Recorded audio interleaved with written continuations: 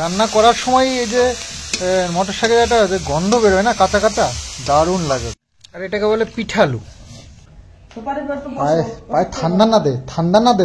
তো মায়ের যে হাল, সকালবেলা উঠে যদি আবার এসব জল ঘাটাঘাটি করে তাহলে আমার অন্য কিছু প্ল্যান রয়েছে, তো সেগুলো তোমাদেরকে একদিন বলবো। এই শাক আনলে সমস্যা হচ্ছে আটেকে বেশি ফেলানো যায়, সবারই যায় না, তোমার একাই যায়। সবারই বাবা, আমার জন্য এক্সট্রা হয় না তো। তো সবাই যে একাটি করে নিয়ে যায় তাতেই হয়ে যাবে। পাতলা ঝোল রান্না করে পারি না, ঝোল রাখবো না, আদা দিয়ে রাখবো। তো আগাগুলো দেখে খুব লোভ লাগলো, তাই পাশের ব্যক্তিকে বলছিল যে ফেলে নিয়ে যেও। হ্যাঁ, আমাদের একদিন খেলেই কি আমাদের খাওয়া শেষ হয়ে যাবে।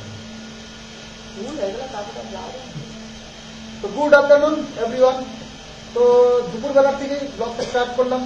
সকালবেলা আমাদের খাওয়া দাওয়া শেষ, আর এটা হচ্ছে সেকেন্ড ভিডিও আজকে। তো ফার্স্ট ভিডিও তোমাদের জন্য সকাল সকাল স্টার্ট করেছি, সকাল সকাল শেষ করে দিই। তো আজকে নতুন সেকেন্ড ভিডিও, এটা সন্দীপ চ্যানেলে দেখতে পাচ্ছ। আমাদের ব্লগ বড় হয়ে গেছে, কিন্তু আমরা সেকেন্ড ভিডিওটা সন্দীপ চ্যানেলেই দিই, তোমরা খুব ভালো করে জানো। তো আজকেও দারুণ একটা ব্লগ আসতে চলেছে তোমাদের সন্দীপ চিত্রতে। ওই দেখো মাত্র শেখে গেল, সবকটা রাগা নেই, কিছু কিছু রাগা আছে। মটর শাকে ওদের খাওয়ায়নি বলে, এই জন্যই তো এনেছি। পাড়া গ্রামে থেকে এখন টাউনের হয়ে গেছে। আমরা নিজেরাই কত শাক মুড়াতাম, ডাল করতাম, সব কিনে খাই আমরা। ভদ্রতা হয়ে গেছে। হ্যাঁ, কিনে খেলে একটু শহরে শহরে মনে হয়, আমাদের শহরে থাকি এরকম ফিল হয়। তো এই শাকটা কিভাবে রান্না করি তোমরা দেখবে, দেখে তোমরা বাড়িতে এরকম করে রান্না করতে দেখবে, দারুণ লাগছে। শীতের দিনে না শাকের অভাব না সবজির অভাব, কিন্তু এখন অভাব, এখন কিনে খেলে অভাব নেই। আগে তো মাঠে টুকিয়ে আনতাম, খেতাম। তো শাক যা হতো না আগে, বাবা হনুমানের জ্বালা এসব মানুষ এখন এসব বাদ দিয়ে। আসলে এখন ওই ঘাস মারা ওষুধ দেয় তো, জালি ওঠার আগেই মরে যায় ওষুধ দেওয়া মাত্র। ও ইয়েতে জমিতে যেসব ভেতর শাক খাওয়া, আগে গরু এনে খাওয়াতাম, জানিস? আমাদের যখন গরু ছিল বোঝা বোঝা তুলে এনে খাওয়াতাম, এত ভেতর শাক ছিল। এই যে দেখো শাক যে এই কটা হয়েছে, আর এই বাদ চলে গেল এতগুলো। সব তো 15 টাকা দিয়ে এনেছি, 20 টাকা চেয়েছিল দুয়াটি, সেখানে 15 টাকা দিয়ে এনেছি। তার মধ্যে 5 টাকার মাল আছে, আর 10 টাকার মাল গেল এই যে জঙ্গল, মানে ফেলে দিতে হবে। ওই এক ঝুড়ি তো ধরছে না। কি মজা তো করলে, কি আনন্দ হতো। হ্যাঁ, একদিনের মটরের শাক খেয়ে আর কি গরু পালন হয়েছে। আনন্দ হতো না। তো সকাল থেকে বেশ অনেকটাই কাজ করেছি, ঘরের আশপাশ দিয়ে পরিষ্কার পরিচ্ছন্ন শুরু করে সবকিছু। যে মা দেখো এইখান দিয়ে সুন্দর করে সব কাজগুলো গুছিয়ে রেখেছে, বেশ সাইডটা পরিষ্কার হয়ে গেছে।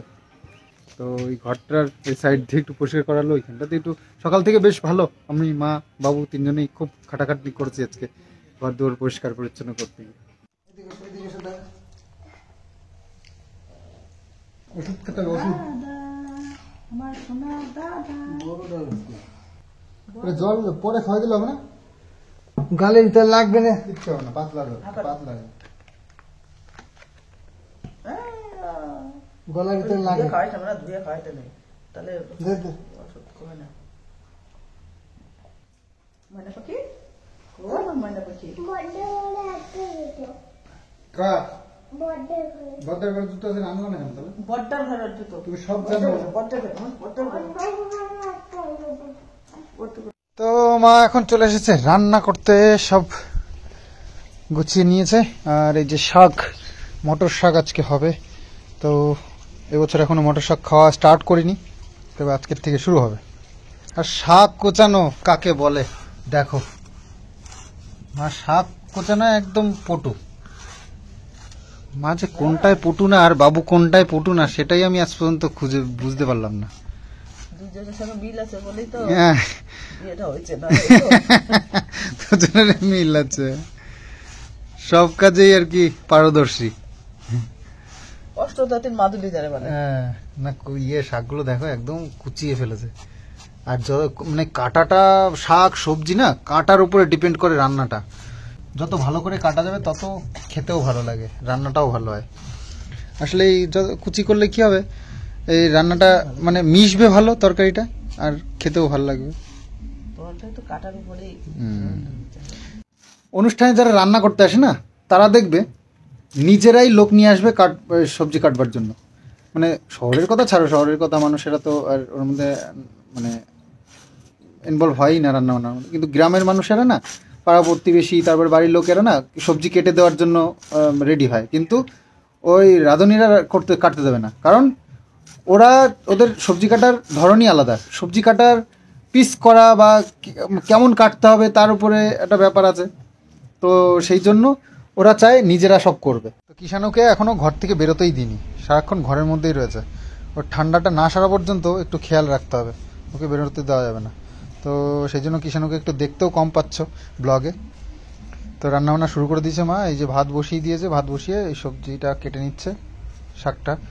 আর কি কি রান্না হবে, ওই বাটা মাছটা না, বাটা মাছে ফুলকপি আর আলু দিয়ে আর শাক ঘন্ট, আর কিছু বাস।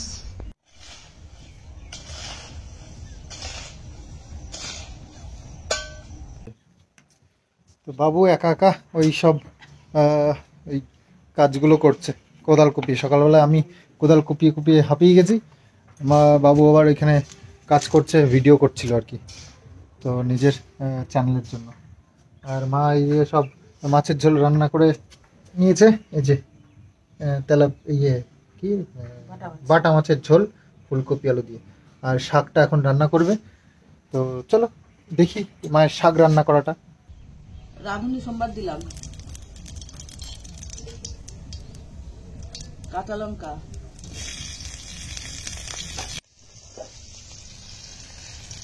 এখন দিয়ে দিচ্ছি শাক। এত শাক রান্না করলে কিছু হয়ে যাবে।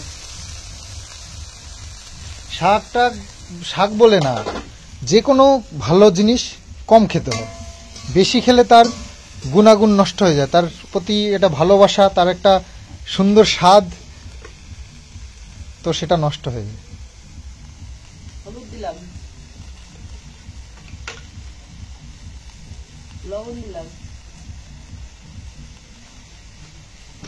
সব কিছু না দিলে দিয়ে দিলাম চিনি। রান্না করার সময় এই যে মটর শাকের একটা যে গন্ধ বেরোয় না, কাঁচা কাঁচা, দারুণ লাগে ওটা।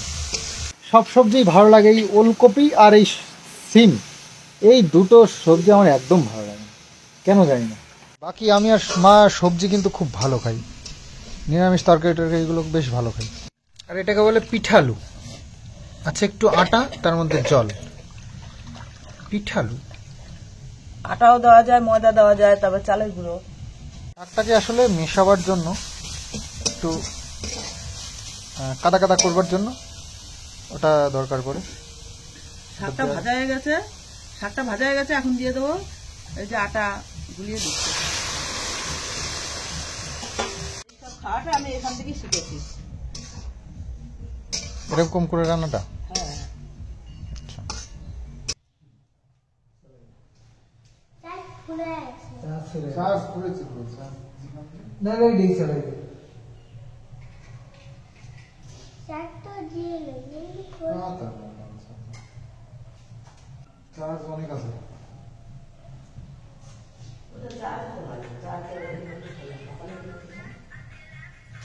বাবা ঠান্ডার জন্য এখন না পছন্দ।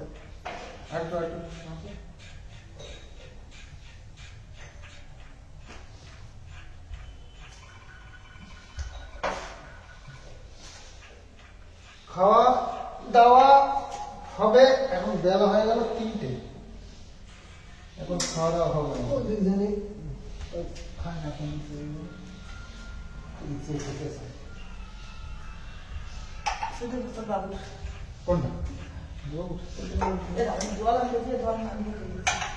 বাবা। শুধু ফোন দেখলেই হবে না, খেতেও হবে কিন্তু, ঠিক আছে? কাঁচকলা সিদ্ধ দিয়েছে, শাক, সবকিছু আছে, খেয়ে নেবা। হ্যাঁ,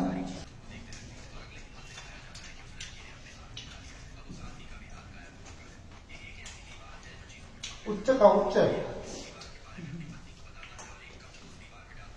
খাই না খাবে না। এই যে কয়দিন গুলোর দোকানের সামনে লটের দোকান কতগুলো হয়েছিল না বিক্রিস করতেন মেলা বিকেল এখন ওইগুলো সব দোকান বন্ধ করেছে ওই লোকের একার দোকানই চলে না আর ওইদিকে পুরো অন্ধকার বন্ধ হয়ে গেল সকালবেলা আমাদের কারা খাওয়ার সময় থাকে না কাজের গোছানো চালায় আর কি তো কারা খাওয়ার জন্য আমরা বিকেলবেলায় টাইম করে দিই ঠান্ডার মধ্যে কারা খাওয়ার দরকার আমার গেটটা খোলা রেখে ঠান্ডা এই ঘরের মধ্যে কেউ জুতো পরে হ্যাঁ বাবা ঠান্ডা নাকি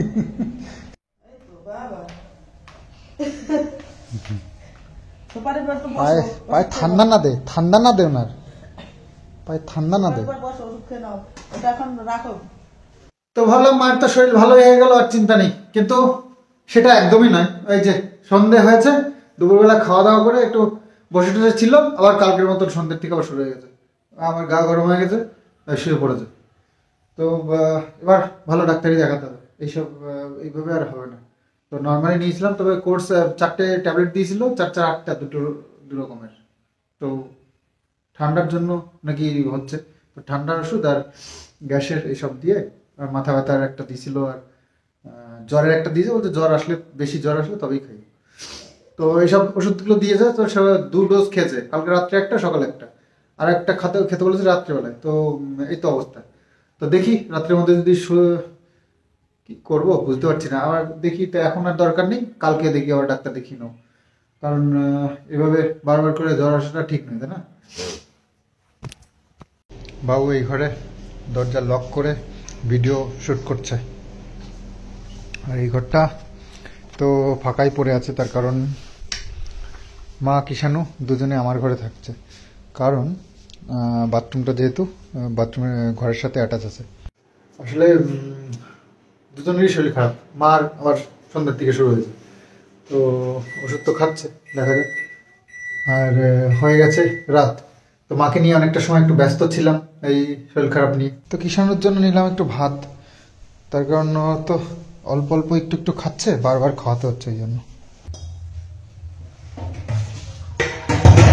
তো ভাবছি বাসন কটা ধুয়েই রাখে তো মায়ের যে হাল সকালবেলা উঠে যদি আবার এসব জল ঘাটাঘাটি করে তাহলে মোটামুটি তো আর নেই জ্বরে কাঁপছে জ্বরে গা কাঁপছে পুরো একটা কম্বল গায়ে দিয়েছে মোটা কম্বলটা তাতেও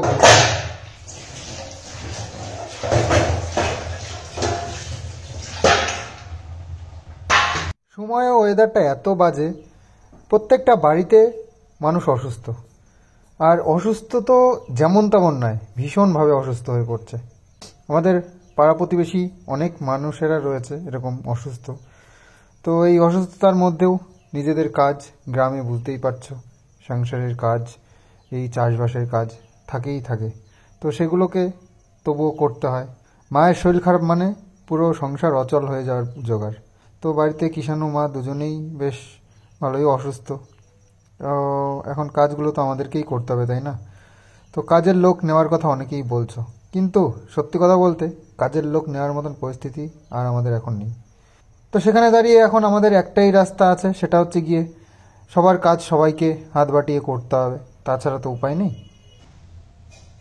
দুধ দুধটা জাল দিয়ে রাখি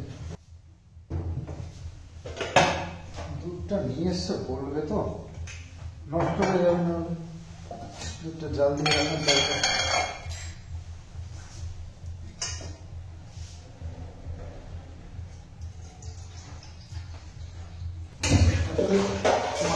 ছিল ওরা জাল দেয় কিন্তু দুধটা নিয়ে এসে হয়তো শরীর খারাপ লাগছিল এটাই হবে তো মা ভুল করার নয় মা ভুল করার পাত্রী নয়